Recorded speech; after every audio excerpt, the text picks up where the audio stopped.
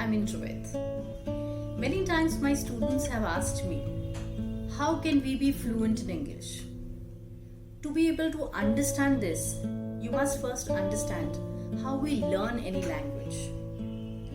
कोई भी लैंग्वेज सीखने के लिए हमें उसके 4 स्किल्स मास्टर करने होते हैं: listening, speaking, reading and writing, and in that particular order. Problem ये है कि सीबीएसई एग्जाम पैटर्न में 80 to 90% marks are awarded on the basis of what you write in the exams. आप चाहते हैं आपके राइटिंग स्किल्स बहुत अच्छे हो जाएं, लेकिन उसके लिए जो पहले 3 स्किल्स हैं आप उस पर काम करना नहीं चाहते. और क्योंकि वो 3 स्किल्स मास्टर नहीं हैं तो वो राइटिंग में कभी भी रिफ्लेक्ट नहीं होंगे. Let me explain it through an example. जब आप पहली बार प्ले स्कूल गए थे, आप लिटरेट भी नहीं थे, आप लिखना पढ़ना नहीं जानते थे, but you could express your self. आपको कुछ चाहिए या आपकी रिक्वायरमेंट्स आप बहुत कॉम्प्लिकेटेड सेंटेंसेस में ना सही बट लोगों को समझा पाते थे. एट द सेम टाइम जब आपसे कॉन्वर्सेशन की जाती थी तो आप बात सुनकर समझ पाते थे, उसे कॉम्प्रिहेंड कर लेते थे. How was that possible?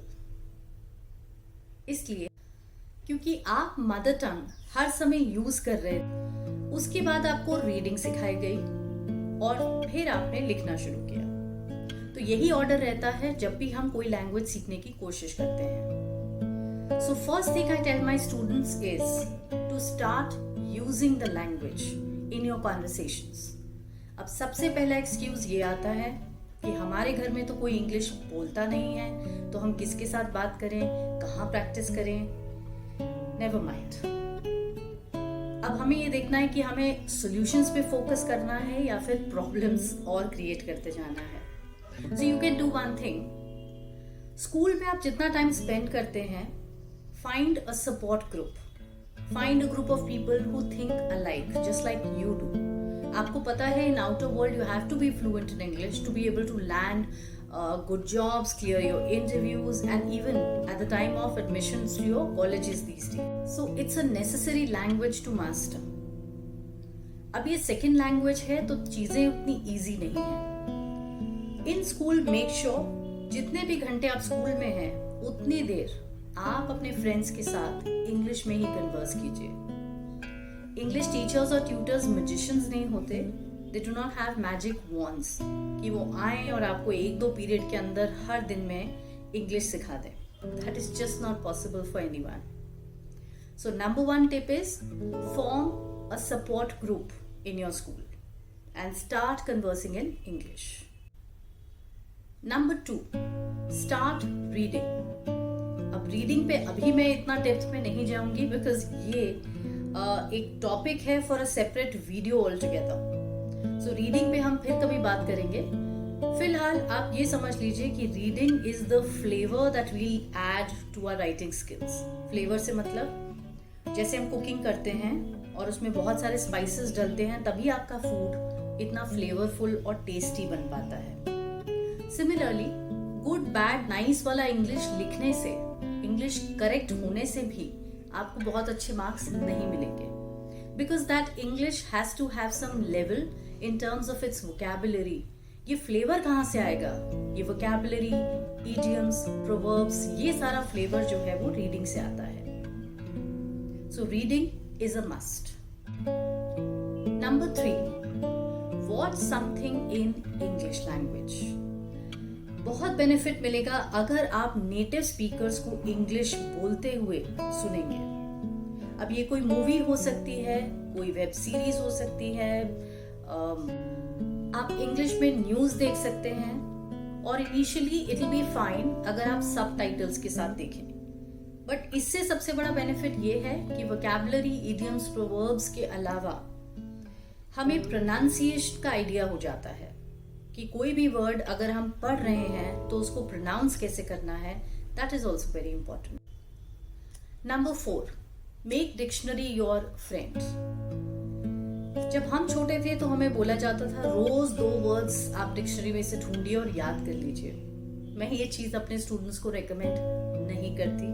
It is of no use. ऐसे कोई भी वर्ड हवा में याद करना और उसे याद रखना for a longer period of time is not possible. वो प्रैक्टिकली नहीं है. वॉट यू मस्ट डू, जब भी आप रीडिंग कर रहे हैं, try to guess the meaning of that particular word from the context. पहले किस चीज की बात हो रही थी, उसके बाद किस चीज की बात हुई, और इस वर्ड का मतलब क्या हो सकता है. Once you figure out something or the other, then you look up the dictionary and find out its meaning. क्योंकि एक वर्ड के 10 मतलब हो सकते हैं, तो थोड़ा बहुत vocabulary enhancement is a must. बहुत बार मैं अपने स्टूडेंट्स को पूछती थी, like suppose they had gone to a party or something, that how was it? And all they could say was good. बहुत insist करो तो nice. And they had to really dig deeper for those kind of adjectives which they wanted to use to describe that party and their experience in it. So ऐसे adjectives handy रखना एक list बना के तो हम नहीं रख सकते हैं, but if you have been watching these movies or you have been watching news or something in English, you very well know how to describe that particular thing. Number 5. Basic grammar master करना is a must. I am not saying go back to the basics in the sense कि आप nouns पहचानिए, फिर kinds of nouns याद करिए, उसके examples learn करिए. If you are already in classes 9th and 10th, you no longer need all of that. काम करने के 2 तरीके होते हैं. एक होता है वर्क हार्ड और एक होता है वर्क स्मार्ट. तो यहां पर हमें वर्क स्मार्ट करना है. कौन सी ग्रामर हमें इस लेवल पर चाहिए? Let me just tell you very briefly. आपको 500 स्पीच रिकॉग्नाइज करने आने चाहिए. You must master your tenses because tenses are the building blocks of the language. अगर टेंसेस ठीक नहीं होंगे तो आपकी बात कितनी भी इंपॉर्टेंट और कितनी भी वायबल और कितनी भी इम्प्रेसिव क्यों ना हो, वो पेपर पे नहीं आ पाएगी. There will be so many errors. Other topics that you must work on are reported speech or narration and voice. क्योंकि जितने भी notices, news reports या articles लिखे जाते हैं, वो passive voice में लिखे जाते हैं. So you need to master that topic as well. हर रोज अगर आप आधा घंटा भी ग्रामर के लिए स्पेयर करेंगे, तो it will make a world of difference to how you write. आपके लिसनिंग, स्पीकिंग और रीडिंग पे काम करने से राइटिंग पे इफेक्ट दिखना बहुत जल्दी शुरू हो जाता है. अगर यकीन ना आए तो कोई भी ऑथर की बायोग्राफी, ऑटोबायोग्राफी आप उठाकर देख सकते हैं. You won't find a single author who is not a reader himself और हरसेल्फ.